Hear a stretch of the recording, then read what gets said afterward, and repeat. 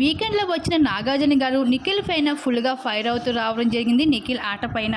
అయితే ఎదురు చూసిన వీకెండ్ రాకన వచ్చేసింది. ఇంక నాగార్జున గారు స్టేజ్ పైకి అడుగుపెట్టి పెట్టగానే ఒక్కొక్క హౌస్‌మెంట్స్ కోసం మాట్లాడుతూ వచ్చేశారు.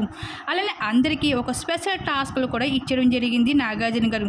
ఈసారి నిఖిల్ నువ్వు ఏమైనా ఆట ఆడావని నీకు అనిపించిందా? ఎందుకు అంత డల్‌గా పెర్ఫార్మెన్స్ చేస్తూ ఉన్నావు? నీలో మేము ఎక్స్‌పెక్ట్ చేసింది ఎనర్జీ ఏమీ మాకు కనిపించలేదు. చాలా డల్‌గా ఉన్నావు అంటూ డైలాగ్స్‌తో అదరగొట్టేశారు.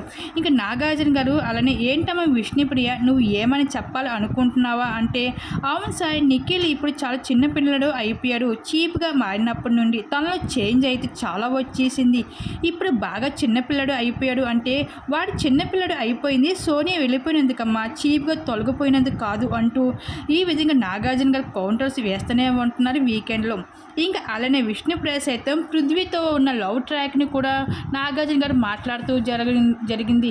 నువ్వు ఏంటమ్మా విష్ణుప్రియ పృథ్వీ అంటూ పృథ్వీ వెనకాల తిరుగుతున్నావు, నువ్వు పృథ్వీ కోసం వచ్చావా నీ కోసం వచ్చావా ఇక్కడ బిగ్ బాస్ హౌస్కి అంటూ ఈ విధంగా అది విష్ణుప్రియకి కూడా గట్టిగా ఇచ్చి పడేశారు. ఇంకా నిఖిల్కి అయితే నీ ఆట అసలు నువ్వు చాలా డల్గా ఉంటున్నావు, సో నేను వెళ్ళిపోయిన నుంచి నీలో ఎనర్జీ ఏమాత్రం కూడా కనిపించలేదు నిఖిల్ అంటూ, నీ గేమ్ అసలు ఏమాత్రం కూడా బాగోలేదు అంటూ నిఖిల్ పైన అయితే సీరియస్ అవడం జరిగింది.